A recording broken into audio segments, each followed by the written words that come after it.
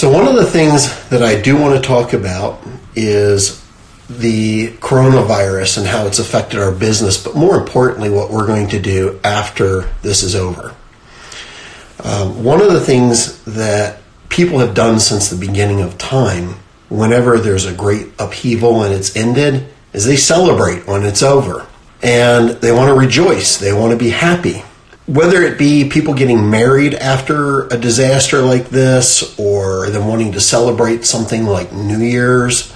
New Year's is probably going to be something people are going to be very happy to celebrate if we get through this thing well. It could also be a holiday that's just special to a particular person or a culture. And most certainly corporate clients are going to be looking to reestablish themselves once this coronavirus is over. They're going to want to let people know that they've survived it.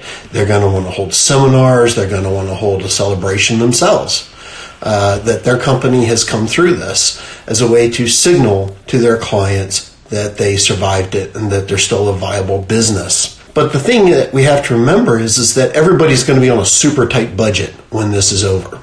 It's important to understand how we can meet the needs as vendors ourselves to work together to provide them the services that they want.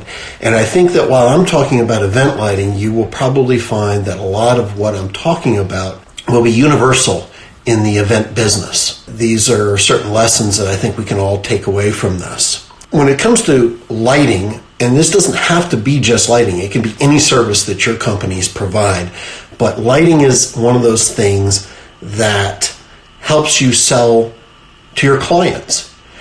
Your photographs that go up on Instagram and on Facebook and the pictures that you use are going to help you sell those services. Event lighting is extremely important in that process. I would recommend now to start looking at making like photo books of different price points of things that you can sell your clients. Like, hey, picture A is going to fall into this price category. Picture B is going to fall into that price category. Maybe make books for A and ones for B to give them different choices.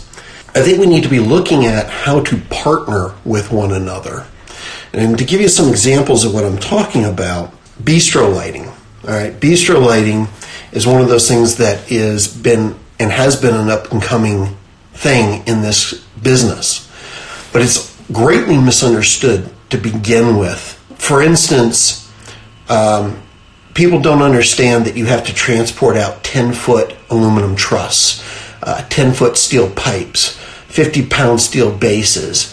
You need probably 200 pounds of sandbags to do bistro lighting outdoors. So if you are able to look from the get-go at a venue that already has pre-existing structures that can allow you to hang those string lights, it really gets those costs to come way down. If I were a venue, I would actively look at putting in pre-existing hang points. Now, as a lighting company, we're more than happy to come out and install them for clients. But what this does is it allows the planners a way to give their clients a solution from the get-go. They say, well, I want bistro lighting. Well, why is that an afterthought? You should absolutely be incorporating lighting companies from the very beginning. A lot of the businesses that are treated as an afterthought are something you want to start networking with right away. I can save a lot of money doing bistro lighting if they also want uplighting and dance floor lighting. I can start looking at incorporating the costs in that. For instance, if I go out and I'm hired just to do string lighting, the bistro lighting, I have to charge $1,200 bare minimum for pre-existing hang points. I got my time, I have the warehouse that I have to store stuff in. But if they're already spending $1,200, $1,500 on the other lighting, maybe I can do that now for like $550. So these are things we want to look at. But it's in the networking. It's in the trying to find venues and being a venue, being friendly to working with people where normally you might just have the attitude, well, you set up what you set up. It's not our problem. You're just paying for the rent. If you're an event planner, look for those types of venues that are going to work with you. Okay, another one that is really good is pin spot lighting. Pin spot lighting on floral arrangements, cakes, Sometimes they have tables with family photos and things like that on them. And those are very simple to light if the venue has steel in the ceiling for me to use magnetic pen spots. If I have to build lighting trees to hang those pen spots on, it gets very expensive very quickly. So as you're looking at venues to sell to your clients, I would recommend looking at the big picture. Not that it's just a nice space, but what is that space capable of doing? Do they have proper electrical outlets to run your caterers' ovens? And at the same time, share power for something like audiovisual world. Are you going to have a large projector in there projecting something up on a screen? It does pay as an event planner to be very aware of not only what is in the venue, but what lengths is the venue going to go to help you, because this is going to help you keep your costs down in the end. Pen spot lighting for me, if you want to do a la carte, I do a la carte.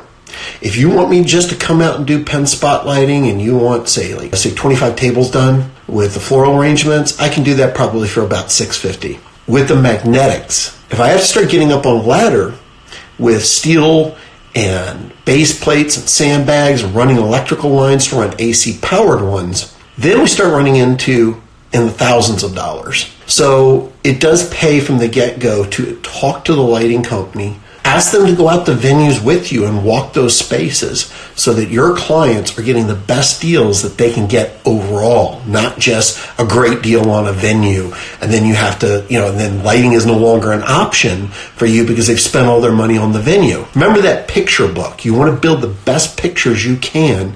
Say, hey, I make these weddings reality. And that is a soup that you have to put a lot of ingredients into to make it work.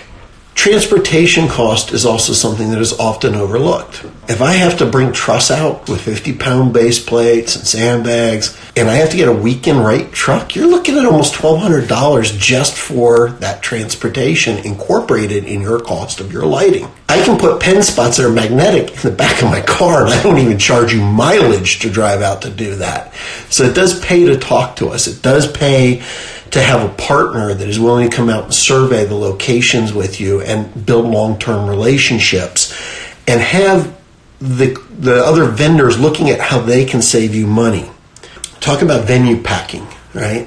Venue packing is where, and we have to really wait and see, in this post-coronavirus world, are venues going to have an explosion of events? I don't know.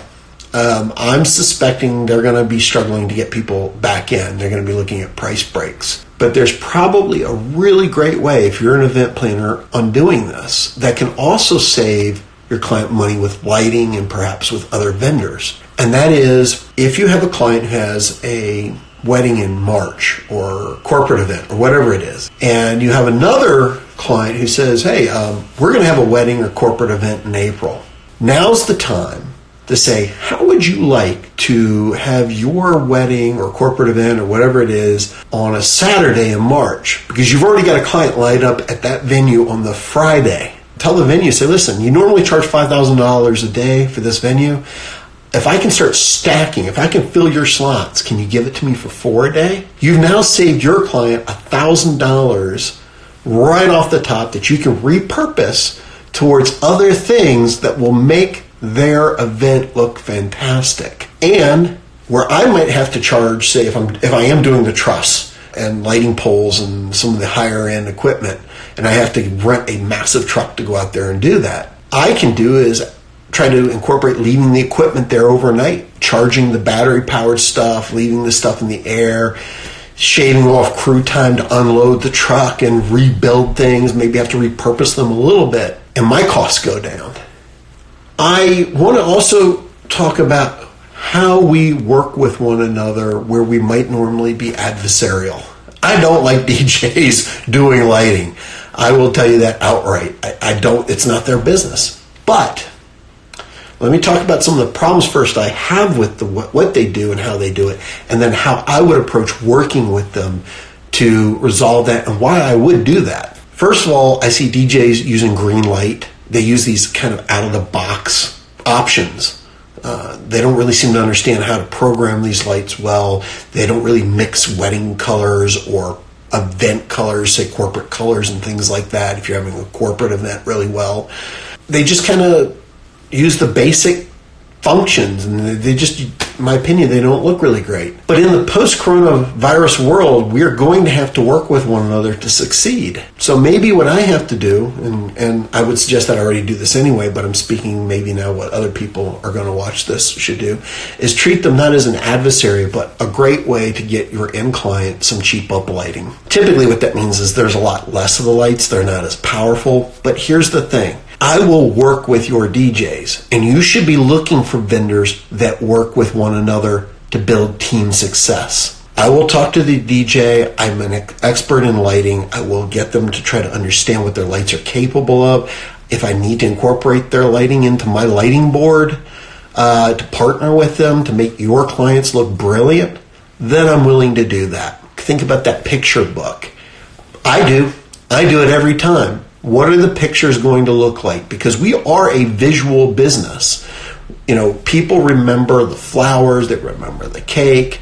And what's the thing? You don't really remember taste. You might remember what music they played, but, you know, you don't really remember it the same way as you do looking at a picture. And when you look at that picture, it stimulates those things. Oh, I remember that cake tasted great. I remember, you know, that music was fantastic. But the pictures are what sells it, and lighting is key to doing that. So, you know, thinking about how we can change the game a bit too for clients who don't have a lot of money, but make that look really great. One of the ideas that I've had, instead of having people putting up giant lighting trees and doing a lot of high-end effect lighting, is how to do something simple. And again, work with those other vendors. I had this idea, I want to call it Under the Stars. Get a venue that's got a nice white ceiling. It's fairly clean. There's not a lot of junk up there like air conditioning unit pieces hanging out and whatnot.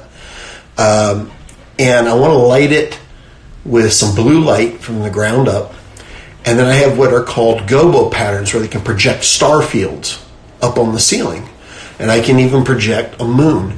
And I can do this off of what's called LECO lights. And the stands for these things sit right around 6 to 7 feet high. And put these up along the walls, and everything is projected upwards. Now, a catering company or a decor company can come in and they set really nice candlelight settings at the tables. And I can even get up and do the pen spotting down on the flower arrangements, which is a nice crosswash. And everyone feels like they're outside eating under the stars. It's this very beautiful, elegant thing. And I can do this as a one-man job. And it will look world-class. Looking world-class does not need to break your bank in the post-coronavirus world.